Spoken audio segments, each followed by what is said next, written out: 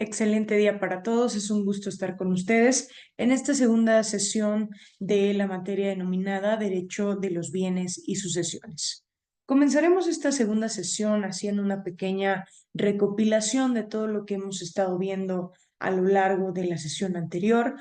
Recordemos que iniciamos viendo un poco acerca de la diferencia que existe entre el derecho objetivo y el derecho subjetivo. Decíamos entonces que el derecho objetivo viene a ser el conjunto de normas jurídicas de manera general y de manera específica encontramos que ese conjunto de normas jurídicas necesita un conjunto facultativo, es decir, aquel que faculte al ciudadano y le establezca la forma en la que va a ser realizable ese derecho. Entonces, en tal cuestión nosotros tenemos aquí que vamos a encontrar a los derechos subjetivos. Después de eso, comenzamos también a ver un poco los temas de derechos reales y derechos personales en cuanto a sus características generales, en cuanto a las formas, de manera, vaya muy breve, de manera resumida y precisa. Y en ese caso, nosotros estuvimos viendo a los derechos reales en cuanto a conocer que son facultades que se ejercen de manera directa sobre una cosa. Y hablábamos por el lado contrario, que en el caso de los derechos personales son facultades que se ejercen de manera directa, sí, pero sobre conductas de personas. Decíamos entonces que los derechos personales vienen a ser ese derecho o esa facultad para exigir de una persona determinada conducta, que esa determinada conducta puede consistir en tres cuestiones: en un hacer, en un no hacer y en un dar alguna cosa. Entonces, es importante que nosotros siempre lo tengamos presentes porque al final de cuentas todo esto tiene íntima relación con lo que estaremos viendo a lo largo de esta segunda sesión y a lo largo de la tercera sesión. En esta segunda sesión nosotros continuaremos hablando acerca de la clasificación de los bienes, que pudimos ver la mitad de esta clasificación en la primera sesión, donde establecíamos, bueno, en principio, que los bienes, cualquiera que sea, puede compartir distintas clasificaciones. Recordábamos que poníamos el ejemplo, por ejemplo, de un cuadro de pintura que haya sido realizado por Diego Rivera. Decíamos que ese cuadro entonces podría ser no solamente un bien fungible o no fungible, decíamos que podía ser no fungible. Y decíamos también que era un bien mueble, a excepción de que estuviera inherente a una pared fija. Entonces, decíamos que podía verse cualquiera de las cuestiones de los bienes podían pertenecer a una o más clasificaciones, que generalmente un bien pertenece a más de una clasificación. Puede catalogarse dentro de todas las clasificaciones, haciendo la mención de que lo establecido en la sesión anterior igual tenía que ver con la diferencia entre bienes y cosas. La sesión anterior recordarán que nosotros decíamos que todos los bienes son cosas, pero no todas las cosas son bienes. ¿Por qué hacíamos esta precisión? Bueno, porque decíamos que las cosas en general es todo aquello que tiene una materialidad abstracta, es decir, que puede ser visto, puede ser tocado, puede tener algo que lo haga ver, que lo haga notar, pero en el caso de los bienes, no todos los bienes podemos decir que a lo mejor pueden tener una materialidad o demás abstracta, sino que pueden verse, no verse, y también establecíamos que, bueno, las cosas que son bienes son todos aquellos que tienen esa posibilidad de apropiación, es decir, que el sujeto, que el ser humano puede apropiarlo. Mientras estos no sean apropiados, no tendrán el carácter de ser bienes, únicamente serán cosas. Ahora, vamos a comenzar analizando lo que estuvimos comenzando la sesión anterior, pero que quedamos en una parte. Nos dice aquí, clasificación de bienes. De conformidad con la persona a la que pertenecen, hay bienes del dominio público y bienes del dominio privado. Esta clasificación también viene del derecho romano, específicamente de la res publicae y la res privatae. Las primeras son res extra commercium y por tanto cosa fuera de nuestro patrimonio, y las segundas eran res in commercium. Esto es susceptibles de apropiación en beneficio particular y consideradas cosas dentro del patrimonio.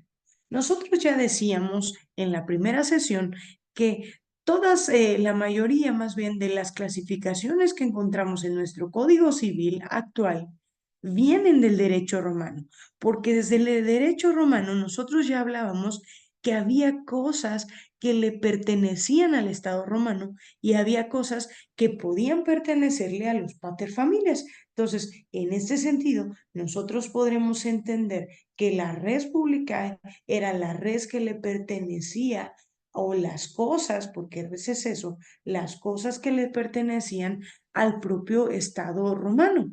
Y hoy en día podremos decir, si hablamos en el caso de México, la res pública vendría a ser las cosas, en este caso ya bienes, que le pertenezcan al Estado mexicano. Y la res privatae, la que le pertenece al particular. Ahorita vamos a explicarlo de manera más específica. Nos dice apartado A. Los bienes del dominio público son bienes que el Estado se reserva para sí por considerarlos de utilidad pública, por lo que el dominio de los mismos no puede estar en manos de particulares. Estos bienes están expresamente declarados en las leyes. A ellos se refieren el artículo 27 constitucional y sus respectivas leyes reglamentarias, y en general son bienes de uso común y bienes del propio Estado, como calles y riquezas del subsuelo, entre otros. Y el apartado B nos dice, los bienes del dominio privado son todos los bienes que, de acuerdo con la ley, pueden ser sujetos de apropiación por parte de los particulares. Es decir, el dominio de estos pueden pertenecer a una persona y nadie puede aprovecharse de ellos sin el consentimiento del dueño o la autorización de la ley. En este sentido, nosotros tenemos que recordar, en principio, que si nosotros estamos siendo formados para ser abogados, debemos conocer primeramente nuestra máxima ley en cuanto a la jerarquía. Recuerden ustedes que vieron este apartado cuando analizaron Introducción al Estudio del Derecho, cuando se habló de la jerarquía de las normas, que esa jerarquía la manejaba la pirámide de Kelsen. Y decimos que en el caso del Estado mexicano, esa jerarquía de normas está dominada o se encuentra como parte central la constitución política y, como lo enuncia el artículo primero constitucional, a la par de los tratados internacionales que el Estado mexicano haya suscrito. Y esas en su conjunto, junto a las leyes federales y locales, conforman algo llamado la supremacía constitucional. ¿Por qué les enuncio esto? Bueno, porque en base a esa supremacía constitucional, donde es lo que rige al Estado mexicano, tenemos que establecer que el artículo 27 constitucional ya ha dicho y ha puesto como base para la cuestión de propiedad que en principio todo lo que esté dentro de los límites territoriales del Estado mexicano pertenece al propio Estado. Pero el Estado, en su poderío, concede de ese derecho a sus ciudadanos. Pero también establece el artículo 27 constitucional que habrá dentro de esto la posibilidad de que el propio Estado recupere eso que ha concedido a los particulares a través de una figura que se llama expropiación. Entonces, en este caso, si nosotros como abogados somos objetivos, tendremos que decir pues que prácticamente nunca deja de pertenecer al Estado, sino simplemente concede esta facultad al ciudadano, pero si lo considera y puede argumentar que hay utilidad pública de por medio, puede regresar a él, porque originalmente así lo dice el 27 constitucional. Aunque bueno, en el caso del Estado mexicano, esta figura de expropiación, pues no simplemente es una figura donde dicen, ok, lo considero de utilidad pública y me lo quedo. No, sino que en este sentido nosotros debemos recordar o entender que en la figura de la expropiación encontramos que podemos ampararnos contra ella y que no se nos sea quitada la propiedad si no se comprueba que existe una causa de utilidad pública por la cual me la tienen que retirar. Entonces, en el caso de los bienes del dominio público, a principio son todos aquellos que pertenecen directa al Estado por causa de utilidad pública, es decir, el dominio de ellos se encuentra en manos del Estado. Y en el caso de los bienes del dominio privado, pues son los bienes que nosotros como ciudadanos tenemos, que han sido apropiados y que tienen la posibilidad de seguir siendo apropiados por los propios ciudadanos. Entonces, esos son los bienes del dominio privado. En resumen, los bienes del dominio público son los que pertenecen al Estado y los bienes del dominio privado son los que están en poder o que pueden ser apropiados por los ciudadanos. Vamos a hacer esta actividad. Como recordarán, la primera sesión se comentaba que esta actividad o estas actividades que estamos realizando es simple y sencillamente para que podamos repasar los temas que aquí se ven. Entonces, aquí tenemos, explica la diferencia entre bienes del dominio público y bienes del dominio privado. Tienen unos minutos para realizar.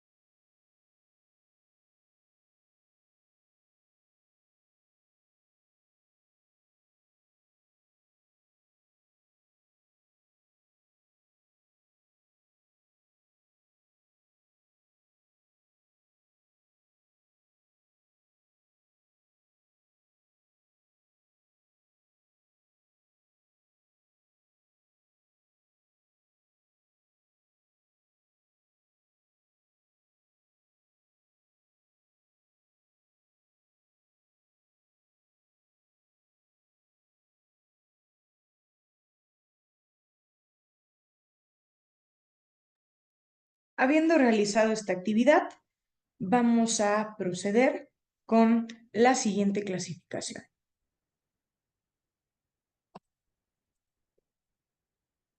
Tenemos los bienes de acuerdo con su duración.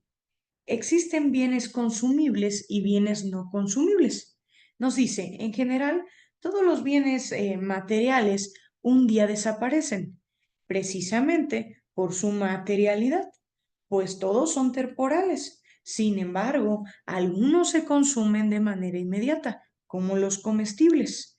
La gasolina, del automóvil o un cerillo, su consumo es evidente y sucede en el mismo instante en que se hace uso de ellos, pero existen otros bienes que al consumirse con el uso lo hacen de manera más lenta o paulatina, como ocurre con los neumáticos de un automóvil.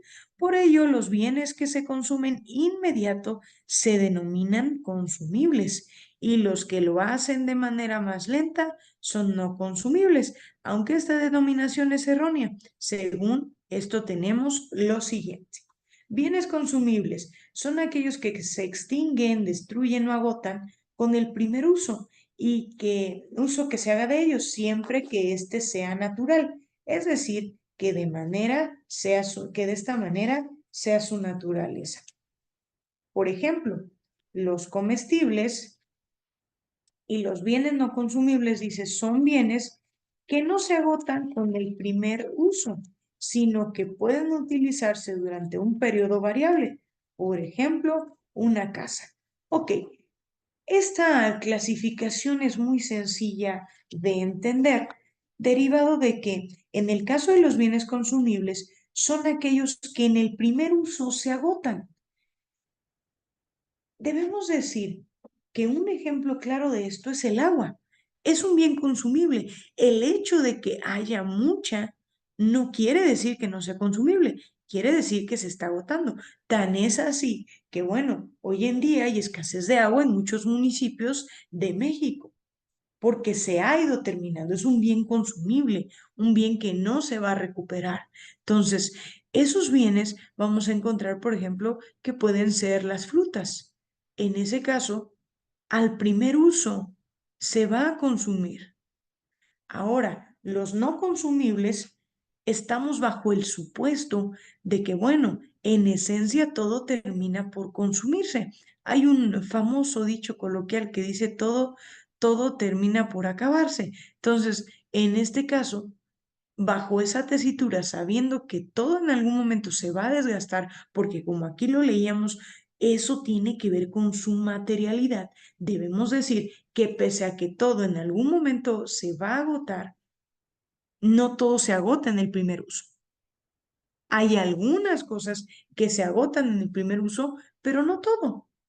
Los no consumibles pueden usarse, se van desgastando hasta el punto que se agotan, pero no en el primer uso. Ajá. Entonces, ahí tenemos, por ejemplo, nos dice aquí una casa.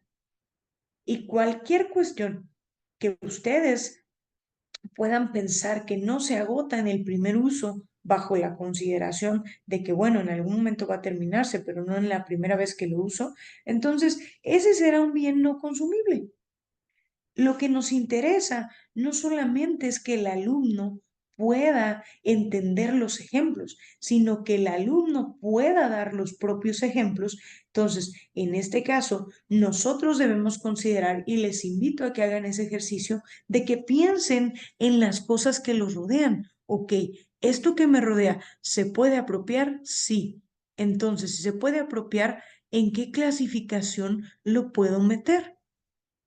Y así es como se nos van a grabar las clasificaciones y aparte de eso las vamos a terminar de comprender. Habiendo entendido esto, vamos a explicar la diferencia entre bienes consumibles y no consumibles. Tienen ustedes unos minutos para realizar esta actividad.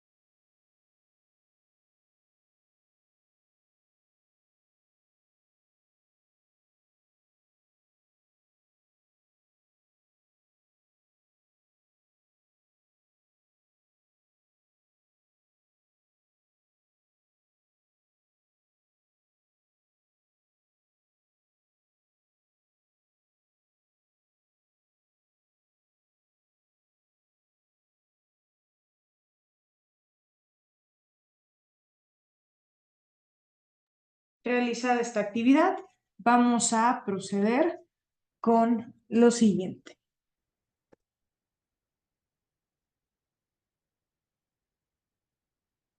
Tenemos ahora los bienes de acuerdo con su dependencia.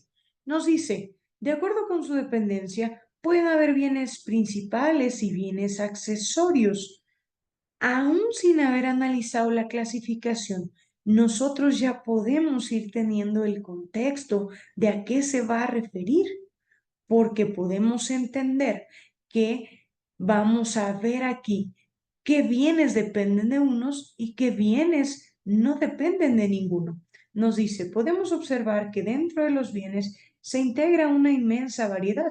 Algunos se entienden y explican por sí mismos, esto es, son autónomos e independientes, pues no requieren de otro para existir.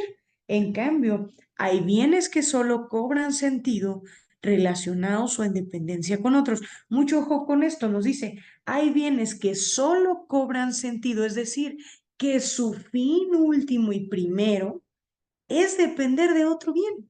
Nos dice, pues no se bastan por sí mismos o por lo menos no representan mayor utilidad.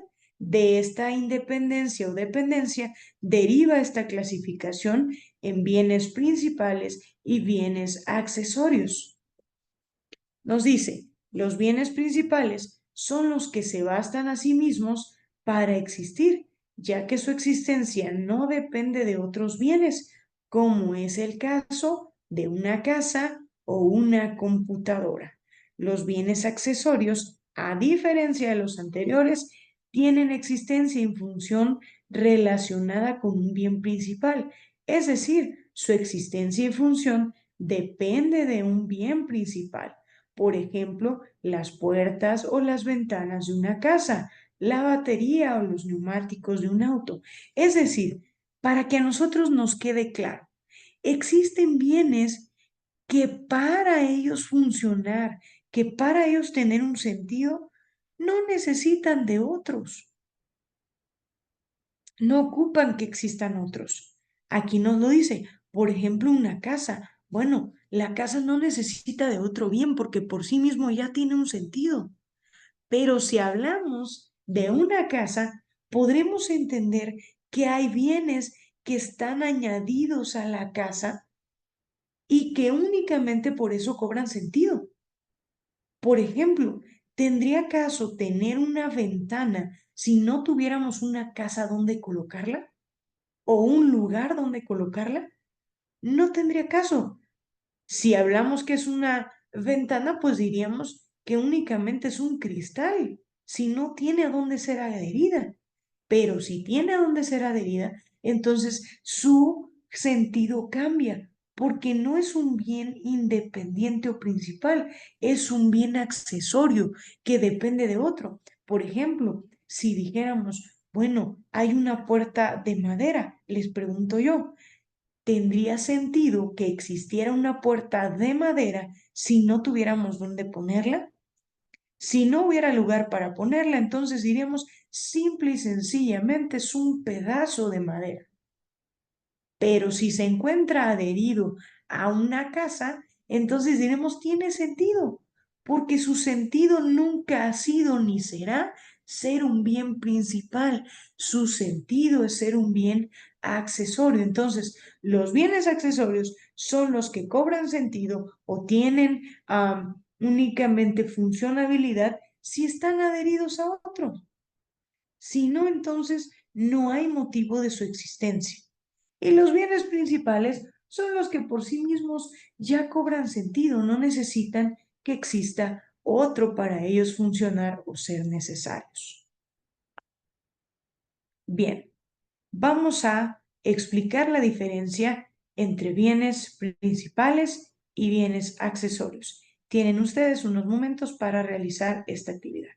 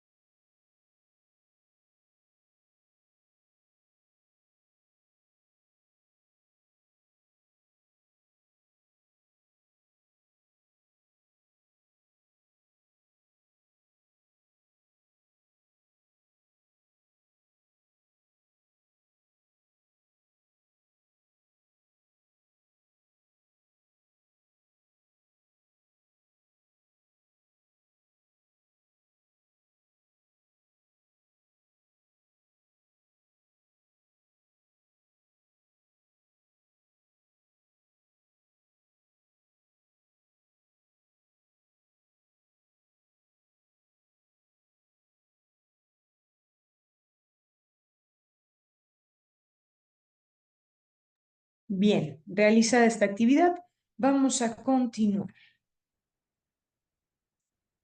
Ok, a partir de aquí nosotros veremos un tema denominado propiedad. Antes de hablar de este tema, tendremos que hacer una breve recopilación de todo lo que tuvo que ver con bienes. Nosotros estuvimos viendo aquí toda la clasificación de los bienes y encontrábamos que existen bienes de acuerdo con su movilidad, con su posibilidad, con la certidumbre de su propietario, con su materialidad, con la persona a la que pertenecen, con su duración, con su dependencia y con su divisibilidad. Vamos a hacer un pequeño ejercicio. Pensemos en, vamos a decir, un carro. Un carro que la dueña es Fernanda. De acuerdo con su movilidad, ¿el coche sería bien mueble o bien inmueble? Sabemos que sería bien mueble. De acuerdo con su posibilidad, ¿es fungible o no fungible? Aquí diremos que hay que ver las características específicas, porque de primer momento yo podría decir que lo puede sustituir otro igual. Si a lo mejor hablamos de un Nissan Versa 2024, pues diremos que existen más Nissan Versa 2024 en color rojo.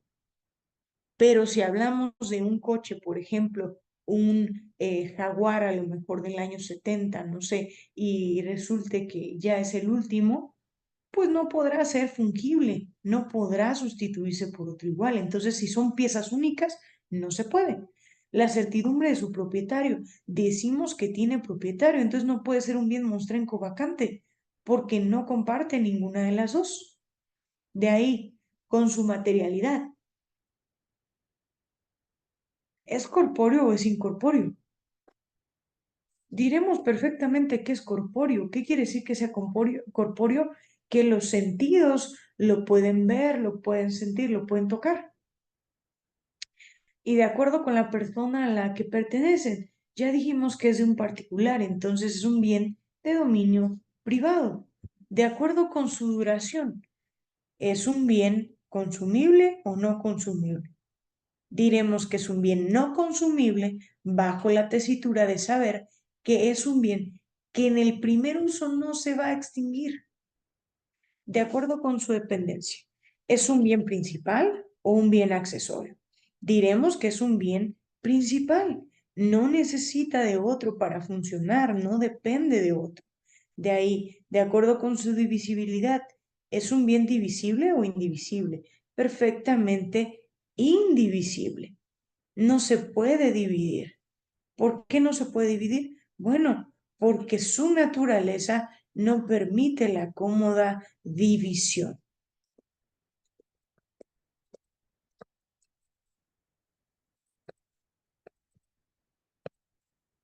Bien, comencemos a hablar de este tema denominada propiedad.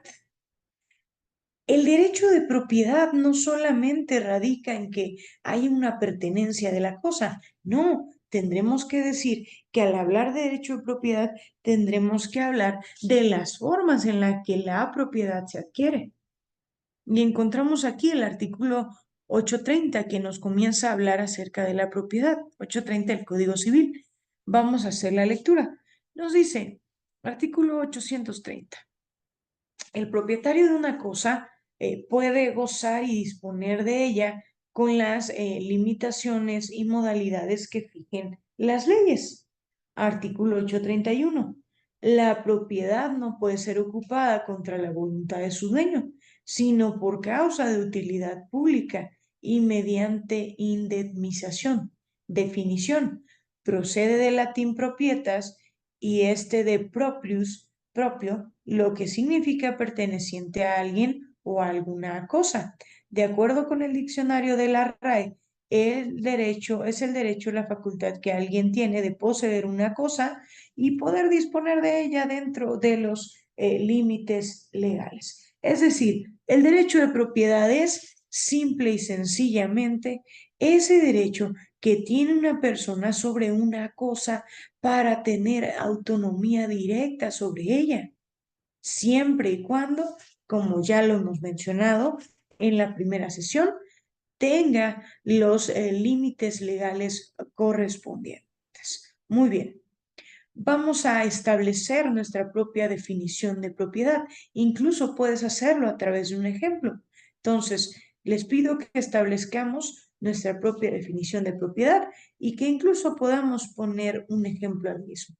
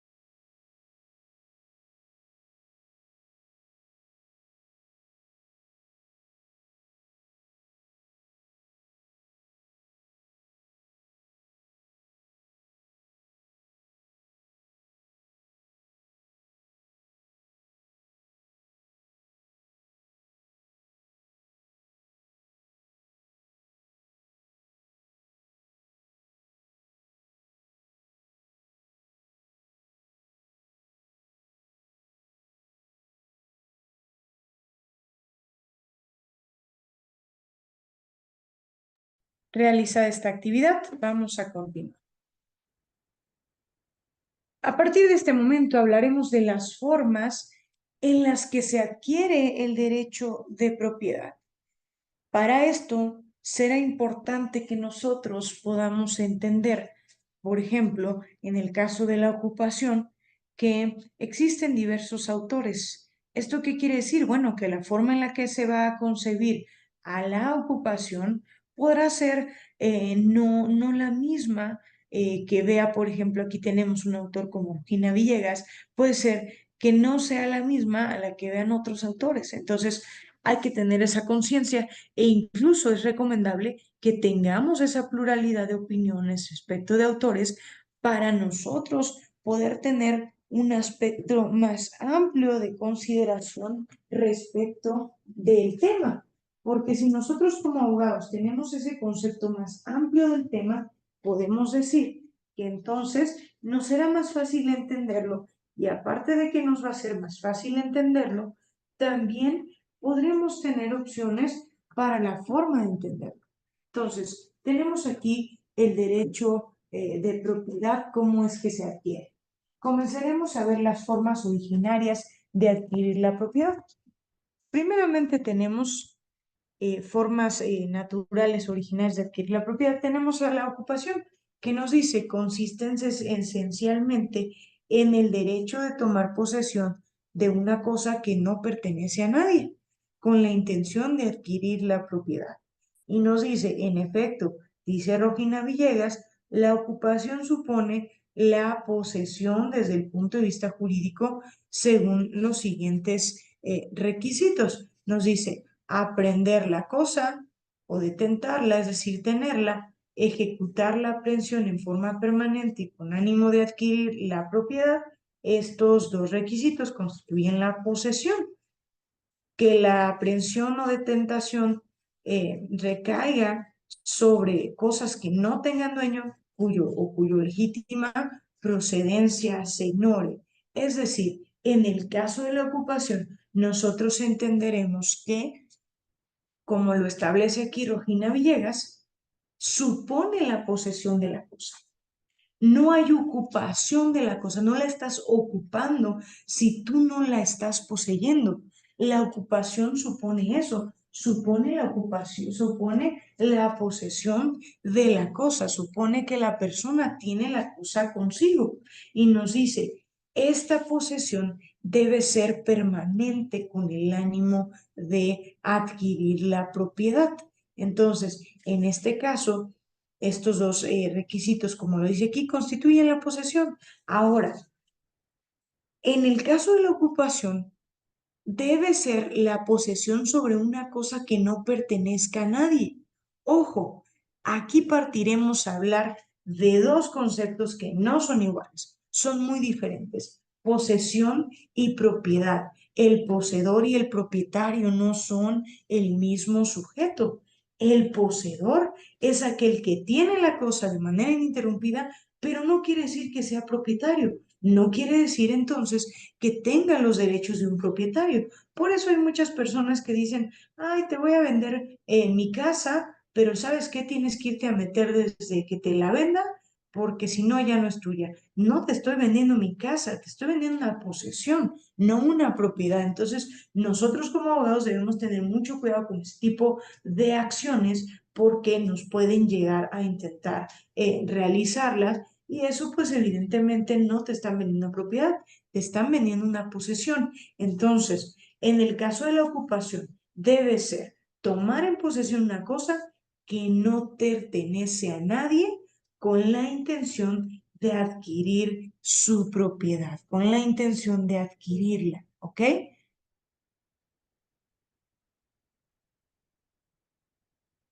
Muy bien.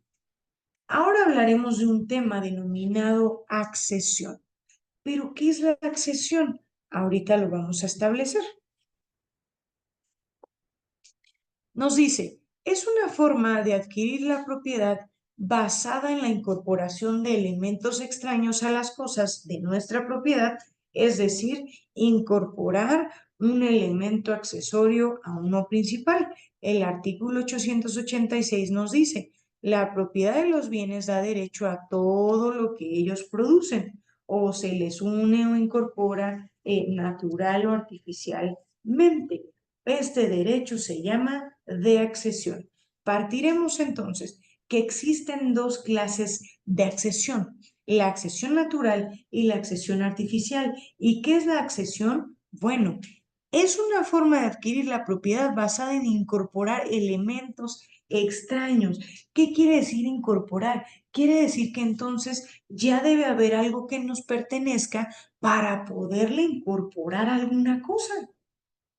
Si no hay pertenencia de un bien principal, no podemos incorporarle un bien accesorio, pero al final, eso que se le incorpore al bien principal va a ser entonces en derecho de accesión, porque está incorporado.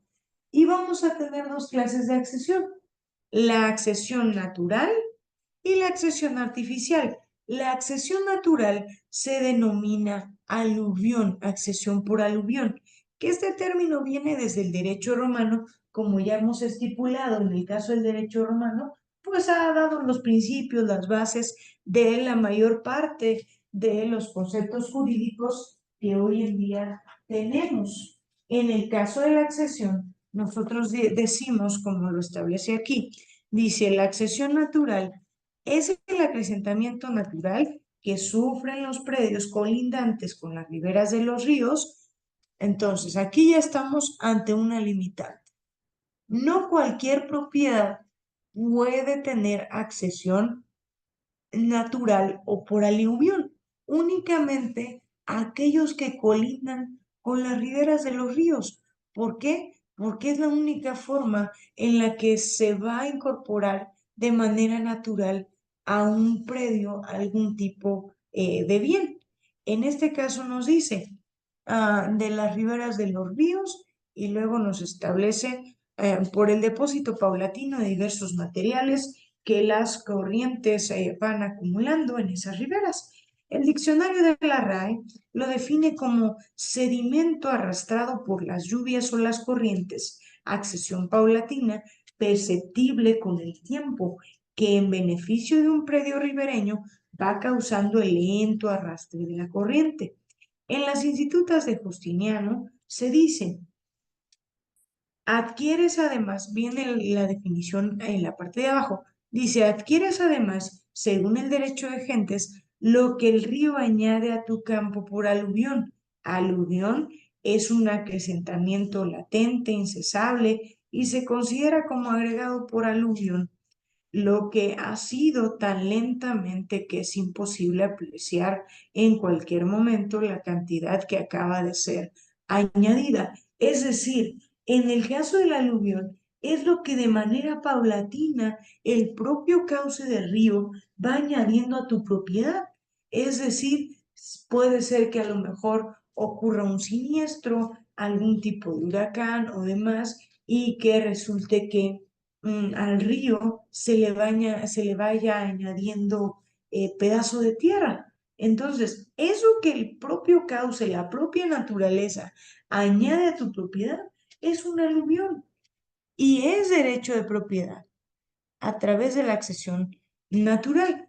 Ahora, la accesión artificial nos dice, respecto de esta forma de accesión, Bonacas menciona, pegado al Código Civil francés, que la accesión artificial reviste dos formas reglamentadas por el legislador en los artículos 554 y 555, después de haber recordado en el 553 que en principio se presume que todas las construcciones o plantaciones pertenecen al propietario del terreno en que se encuentren, esto es, son superficies solo cedit. Ok, en este caso se refiere a todo que la propia fuerza o la propia intención del hombre añade a una propiedad. Es decir, no es porque la propia naturaleza lo añada, es porque el propio ser humano realiza acciones tendientes a mejorar o añadir a su predio. En este sentido, nosotros vamos a encontrar que las construcciones son parte de esa accesión artificial. Ahora, tenemos nosotros, no sé si a lo mejor alguno ha escuchado esa frase que dicen, no construyas en la casa de tus suegros, aunque te hayan dicho que te la van a dar o te la van a heredar. ¿Por qué lo dicen? Bueno, sencillamente, chicos, porque nosotros debemos aquí entender que como lo dice el código y como está establecido, lo que está dentro de una propiedad pertenece al propietario. No importa si lo construyó Juan Pérez, no importa si lo construyó Pedro, lo construyó Pablo, no importa. Eso que está dentro de la propiedad va a pertenecer al propietario de la propiedad. Entonces, les pido que realicemos una pequeña actividad. No la van a ver en pantalla, se las voy a repetir. Establece qué es el aluvión. Establece qué es el aluvión. Establece qué es el aluvión. Tienen ustedes unos momentos para realizar esta actividad.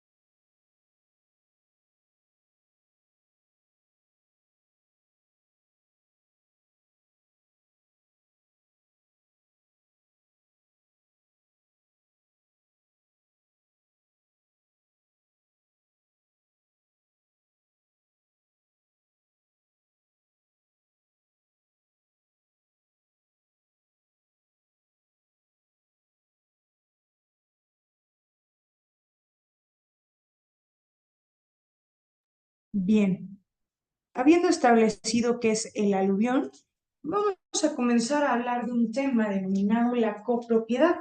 En este sentido, la copropiedad tiene que ver con esa forma de adquirir la propiedad en conjunto. Es decir, no lo adquieres de manera única, sino que lo adquieres en conjunto con otras personas. Vamos a ver entonces la copropiedad. Nos dice aquí, artículo 1938. A partir del artículo 1938, he de mencionar que a partir de este artículo, nosotros vamos a encontrar a la copropiedad. Vamos a encontrar a qué se refiere la copropiedad y vamos a poder ver en este caso el artículo 938 y demás. Evidentemente, por cuestiones de efectividad, no pudimos poner todos los artículos, pero he de denunciarles que a partir de ese artículo van a encontrar lo relativo a copropiedad. Nos dice el artículo 938, hay copropiedad cuando una cosa o un derecho pertenece pro indiviso a varias personas. ¿Qué quiere decir ese concepto de pro indiviso? Quiere decir entonces el concepto de pro indiviso que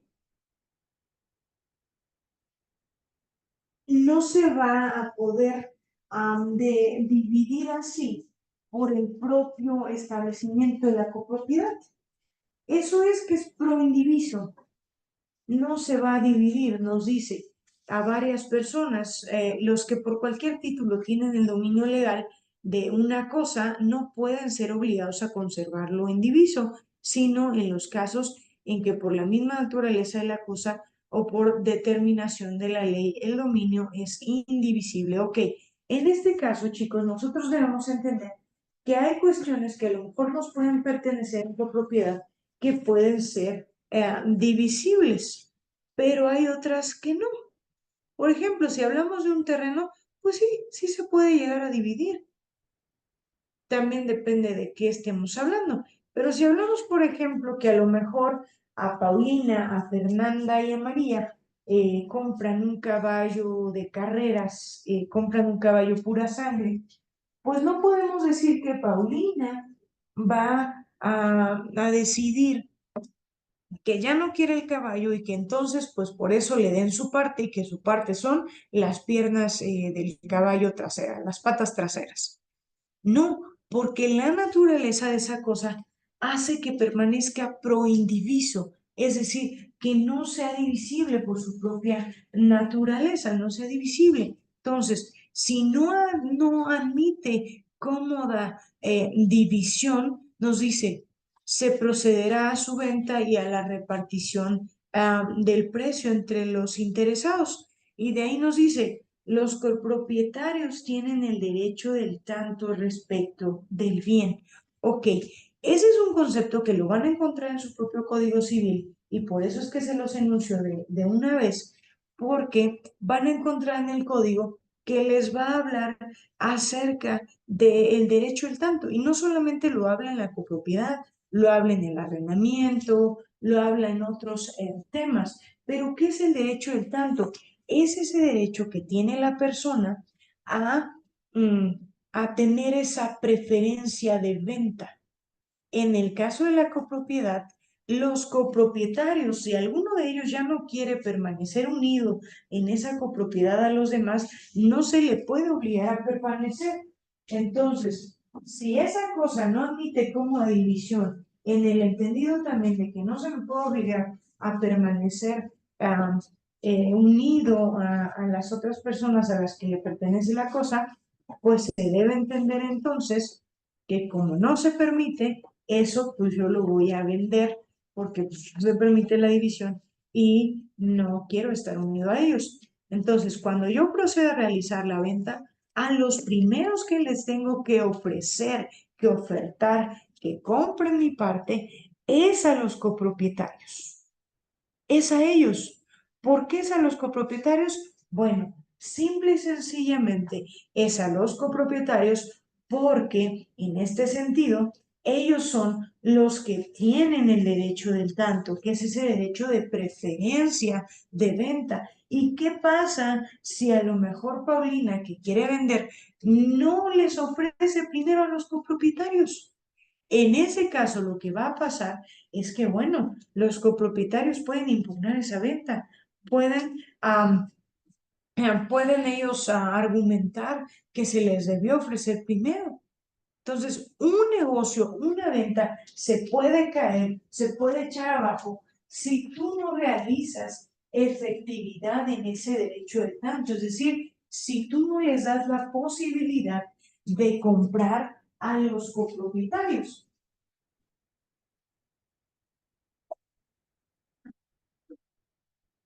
Ahora bien, ¿qué pasa si yo les doy esa posibilidad de comprar y ellos no quieren comprar?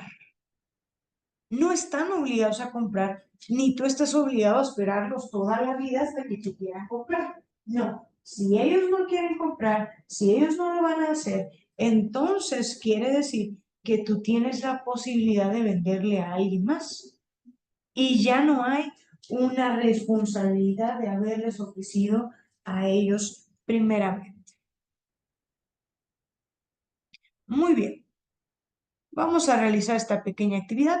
Establece tu propia definición del derecho del tanto.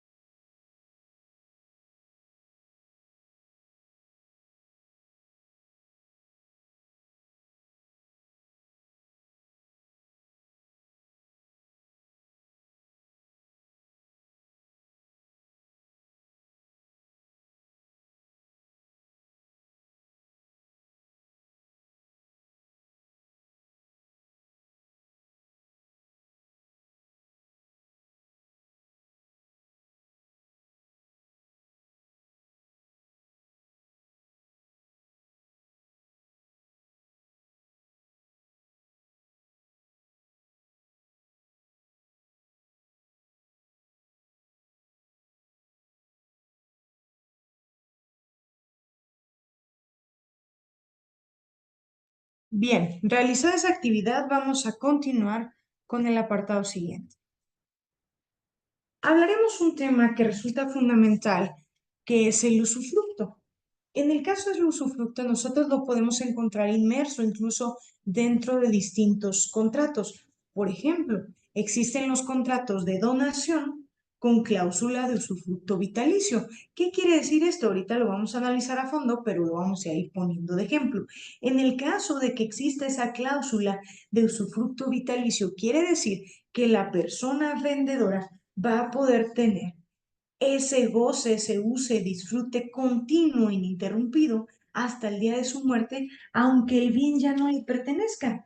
Aunque el bien ahora sea de Juan Pérez, de todos modos, Fernanda López va a poder disfrutarlo hasta el día de su muerte, aunque no le pertenezca.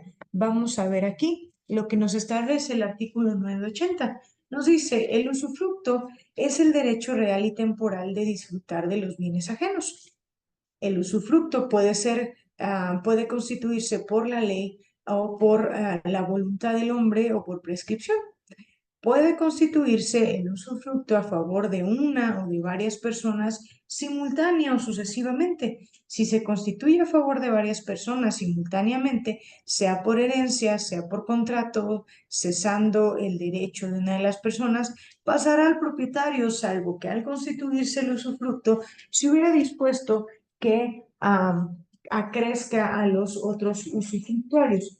¿Qué está estableciendo el artículo 980, 981, 982 y 983? El primero, el 980, nos habla de un derecho real y temporal. Les pregunto, ¿qué son los derechos reales? Recuerden, ¿qué son los derechos reales?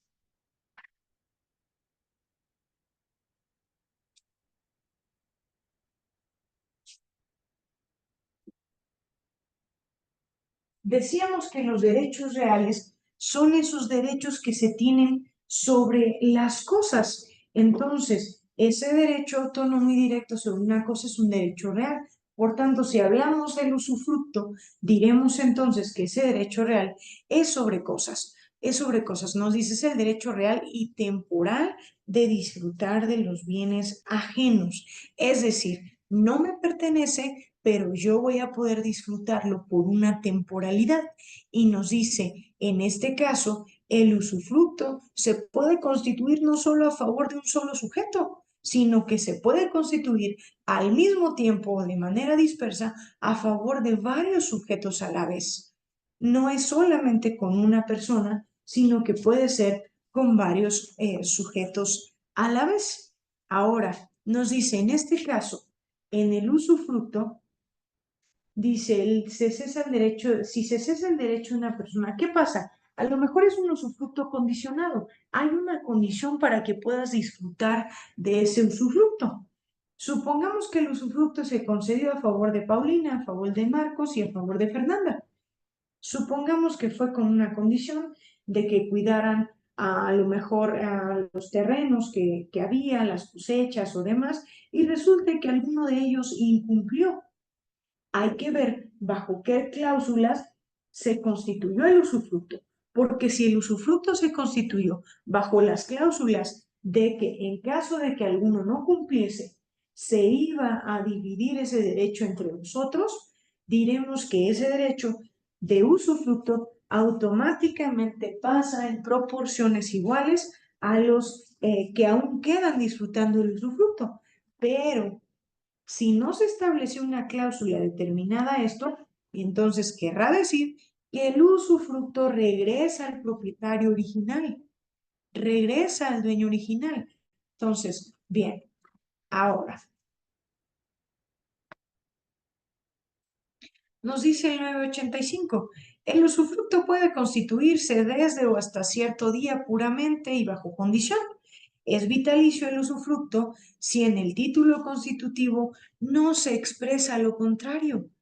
Los derechos y obligaciones del usufructuario y del propietario se arreglan en todo caso por el título constitutivo del usufructo.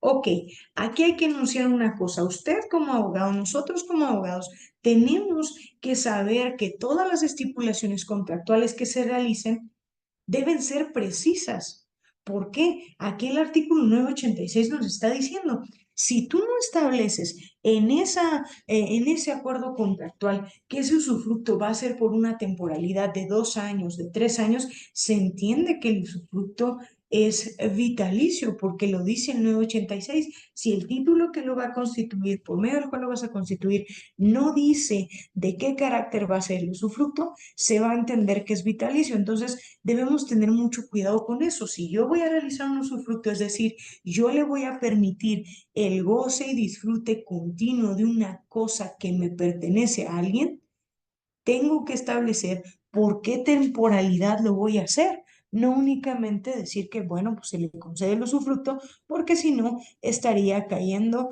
en este apartado. Ok, tienen ustedes un momento para ver aquí los artículos 990 y 991.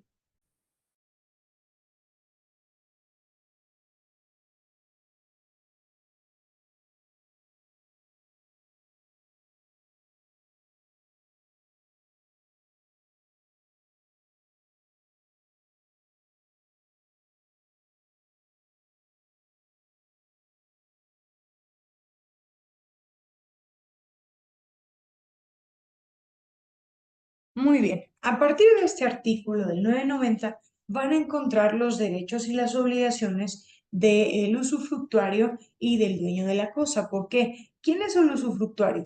El usufructuario es aquel que va a percibir esos derechos, aquel que no es dueño de la cosa, pero va a percibir los derechos que corresponden a la cosa misma. Y nos dice entonces, el usufructuario tiene derecho de percibir todos los frutos, sean naturales, industriales o civiles.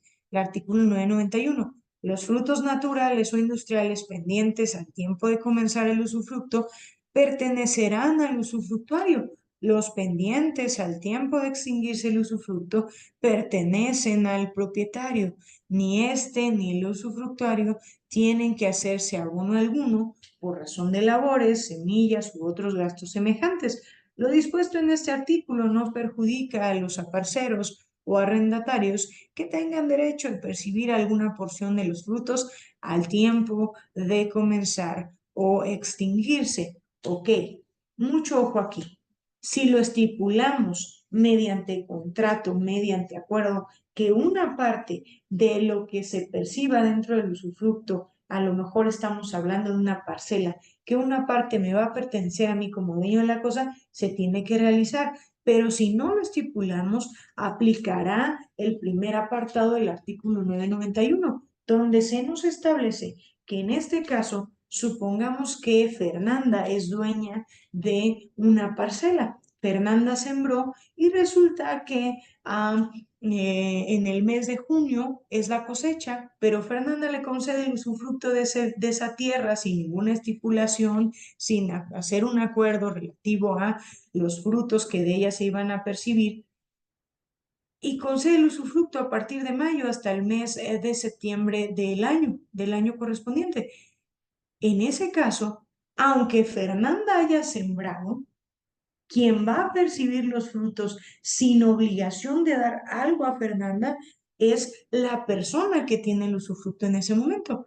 Y lo mismo pasa si quien tiene el usufructo siembra o realiza alguna cuestión relativa a ello en el tiempo que tuve el usufructo y posterior a que se termine el usufructo es la cosecha, lo mismo va a pasar. ¿Por qué lo mismo? Bueno, porque se entiende entonces que eso que se coseche lo va a obtener el propietario, porque ya no va a estar un usufructo el bien, ya va a regresar a manos del propietario. Y aquí tenemos el artículo 1006 que nos dice, el usufructuario antes de entrar en el goce de los bienes está obligado a formar a sus expensas, con citación del dueño, un inventario de todos ellos, haciendo tasar los muebles y constar el estado en que se hallen los inmuebles, a dar la correspondiente fianza de que disfrutará de las cosas con moderación y las restituirá al propietario con sus accesiones, al extinguirse el usufructo no empeoradas ni deterioradas por su negligencia, salvo lo dispuesto en el artículo 434. Ok, ¿qué se establece aquí? En este caso, otra de las obligaciones que tiene el usufructuario tiene que ver con que debe informar cuáles son los bienes con los que cuenta la cosa, cuáles son lo que está dentro de la cosa misma.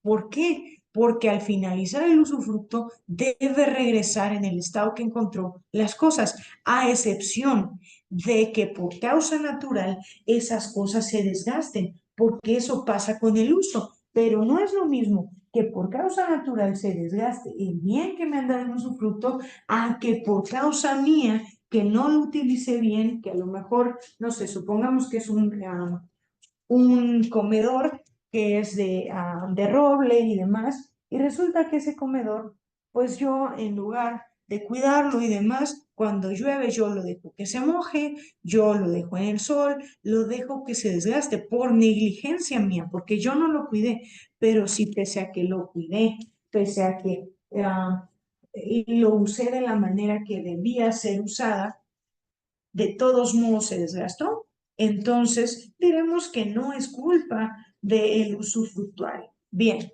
para continuar, vamos a realizar una pequeña actividad y vamos a establecer cuáles crees que son las principales obligaciones de quienes participan en el usufructo y por qué.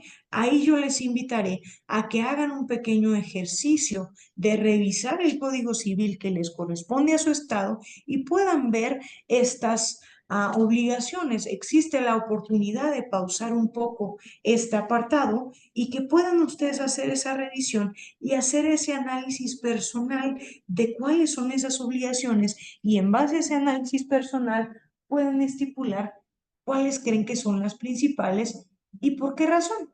Tienen ustedes algunos minutos para realizar esta actividad.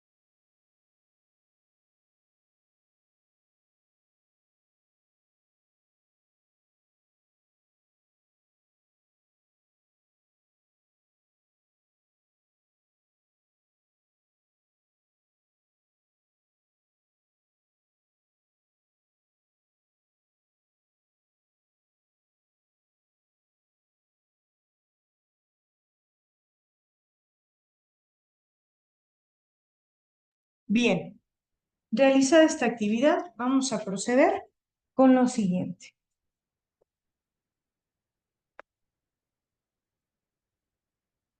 Tenemos aquí formas de extinguirse el usufructo. Es decir, ¿cuáles son las causas por las que el usufructo se va a terminar? Encontramos que pueden ser de distinto índole. Evidentemente podemos encontrar, por ejemplo, que puede ser por el acuerdo de las partes, que las partes tengan mutuo acuerdo en que esa relación de usufructo se termine. Entonces puede ser por mutuo acuerdo de las partes o por algunas otras que ahorita vamos a proceder a analizar. En este caso vamos a encontrar que el usufructo puede terminar por las fracciones que se enuncian a continuación. Nos dice aquí, artículo 1038, el usufructo se extingue por muerte del usufructuario, por vencimiento del plazo por el cual se constituyó. Ok, vamos primeramente, por muerte del usufructuario. Quiero que ustedes lo analicen y reflexionen. ¿Por qué razón, cuando el usufructuario muere, ya no hay esa obligación del dueño de la cosa para que continúe el usufructo?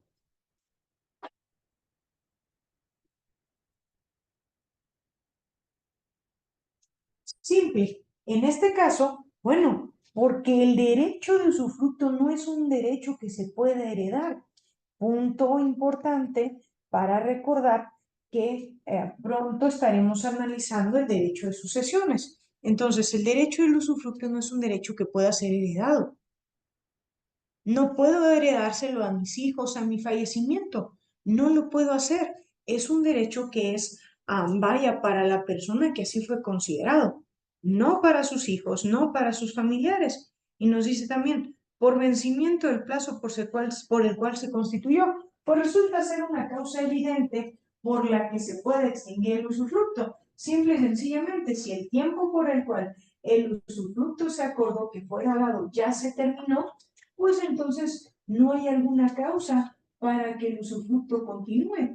Por esa razón, se va a extinguir también el usufructo.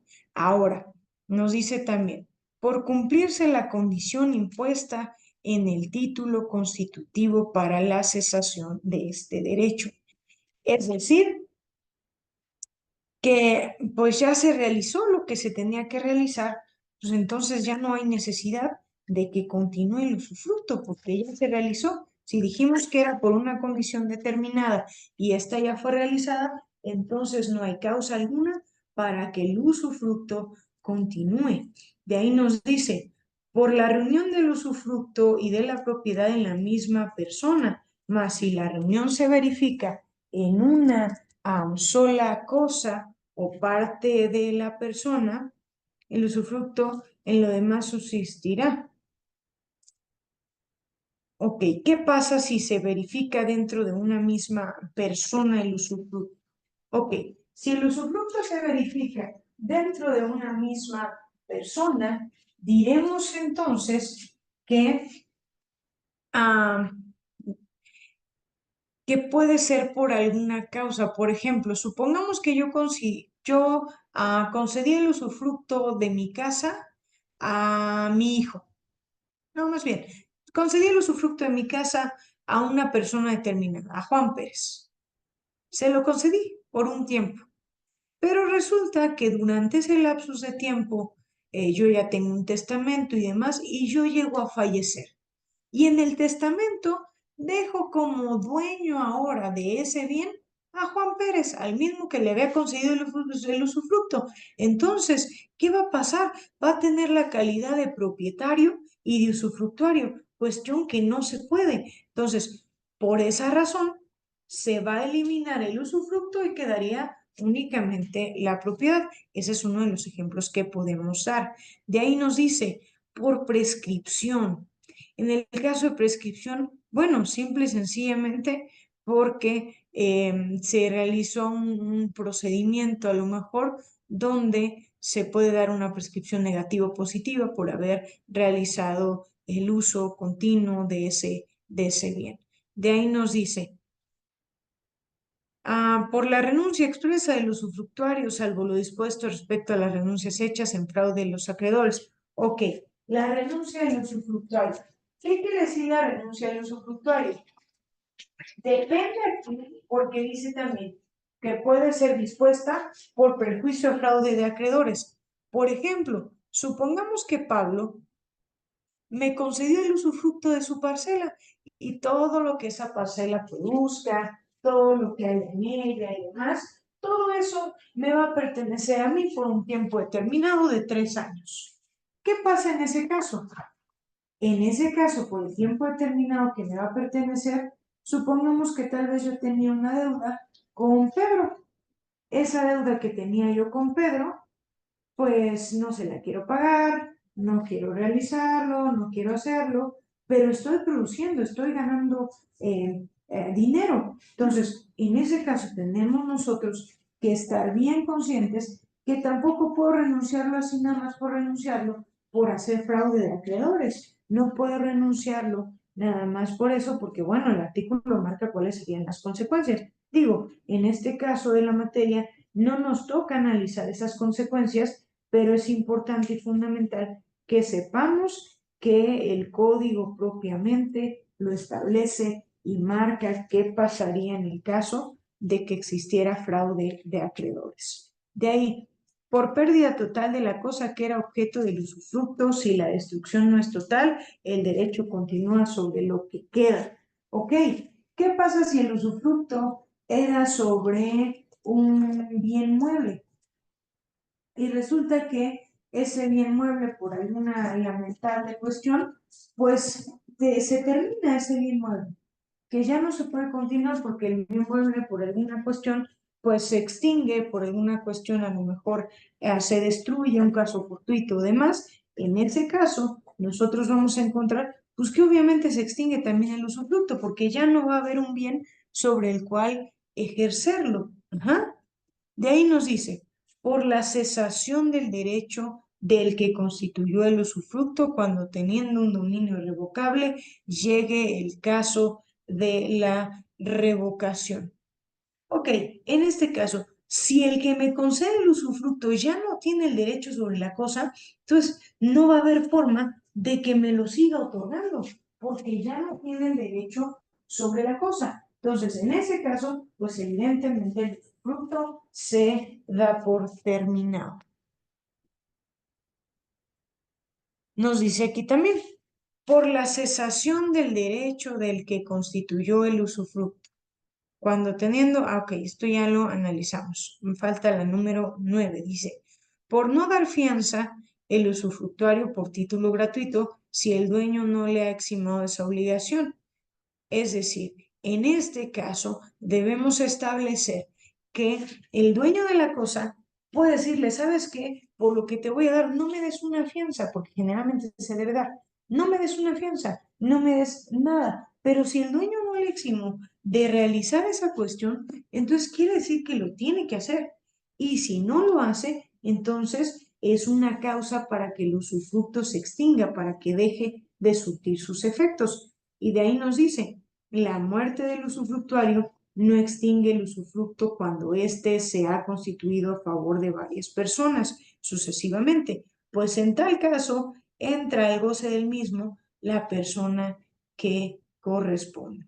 Ok, en este caso, el usufructuario, la muerte del usufructuario no extingue el usufructo cuando éste se ha constituido a favor de varias personas. Ok, en este sentido, supongamos que se muere uno de los usufructuarios. No quiere decir que porque se muera uno, el derecho termine para todos. No, claro que no. El derecho continúa para los que sobreviven, los otros usufructuarios que así sobreviven. El derecho va a continuar, ¿ok? Bueno, habiendo establecido esto, les pido por favor que de las formas de extinguirse el usufructo que hemos visto hasta ahora, elijan una forma. Elijan una forma de extinguirse el usufructo y puedan explicarme por qué esa forma de extinción resulta fundamental que el código la considere. ¿Por qué razón debe el código considerarla esa forma de extinción del usufructo? Eso tenemos que establecerlo, entonces vamos a explicar cuál de estas formas de extinción del usufructo consideran ustedes que debe dejarse, debe establecerse como una de las más fundamentales y por qué razón debe ser así. Tenemos unos minutos para realizar esa pequeña actividad.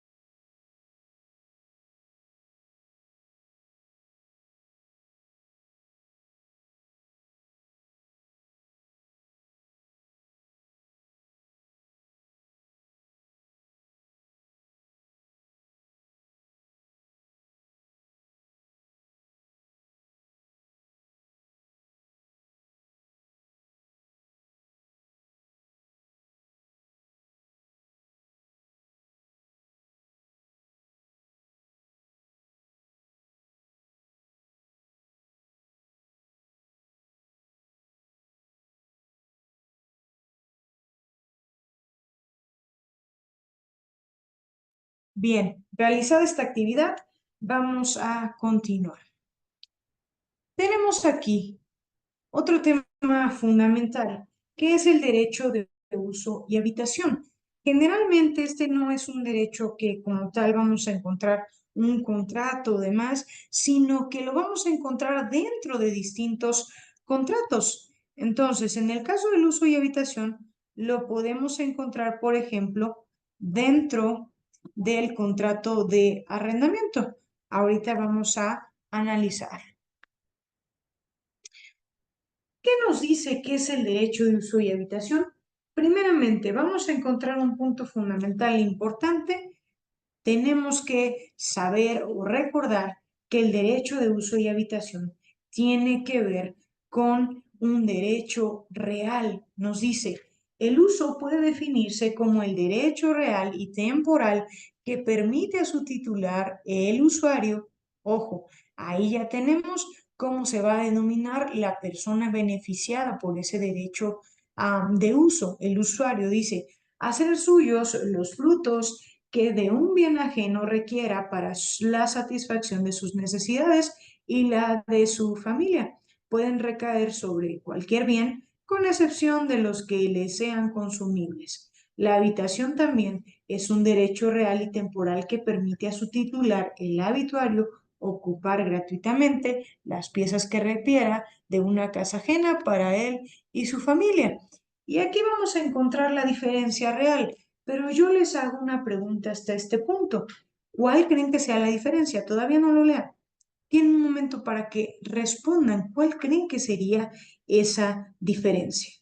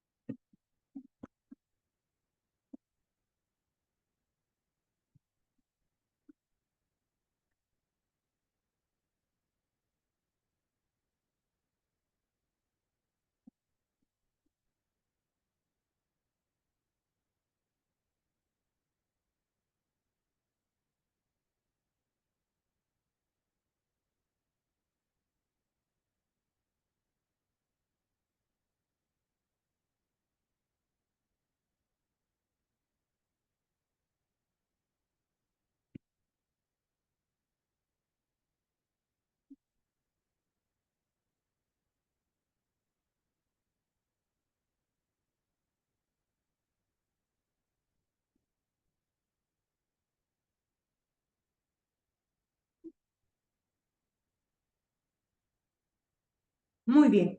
Habiendo realizado esta respuesta, vamos a hacer la explicación. Nos dice, la diferencia entre el derecho de uso y el derecho de habitación es el uso puede recaer sobre bienes muebles e inmuebles, en tanto que la habitación solo puede recaer sobre una casa habitación, es decir, un bien raíz. El uso puede ser oneroso o gratuito, mientras que la habitación, por definición de la ley, es gratuita.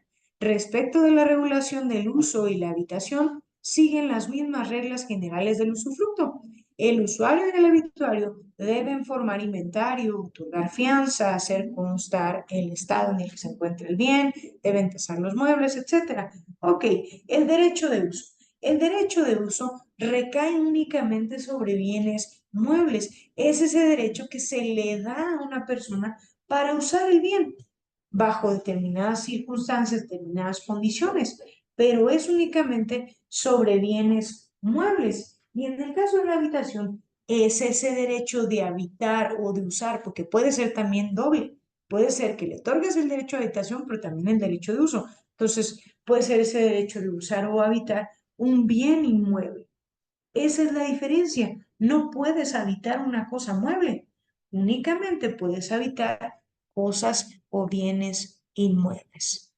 Ahora, ¿cuál es la obligación? Bueno, nos dice aquí, tienen la obligación durante el disfrute de cuidar y conservar la cosa sin alterar la forma ni la sustancia, como en el usufructo, de manera que no menoscaba el valor económico de la cosa, responder a las cargas de la cosa, restituir la cosa al momento de extinguirse y responder por los daños y perjuicios por el deterioro o pérdida de la cosa. La forma de extinguir el uso y la habitación son iguales a las del usufructo. De hecho, podremos decir que en este punto no hay tanto que decir si nosotros ya conocemos el usufructo. Si yo ya sé cuáles son las formas de extinción, ya sé cuáles son las obligaciones que tienen las partes que participan en el usufructo, también las sabré del derecho de uso y habitación. Por eso no hay un problema al respecto. Bien, ya dijimos que serán derechos y obligaciones de manera igual a las del usufructo. Pero aquí podemos encontrar que a partir del artículo 1052 vamos a ver todo lo que corresponde a los derechos y a las obligaciones del usuario y del habituario. Ok, perfecto. Muy bien. Les pido por favor que de manera simple y sencilla establezcamos cuál es la diferencia entre uso y habitación.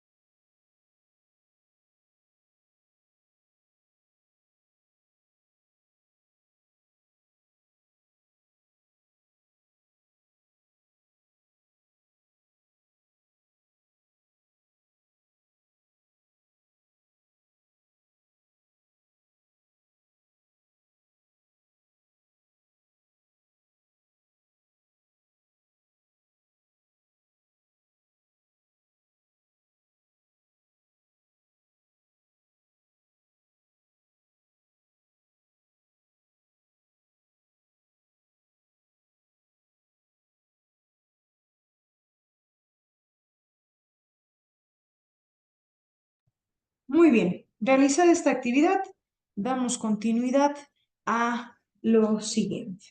Ok, como parte final de esta sesión segunda de los derechos de los bienes y las sucesiones, tendremos únicamente que estipular y que decir que, bueno, en este sentido, no hace falta que nosotros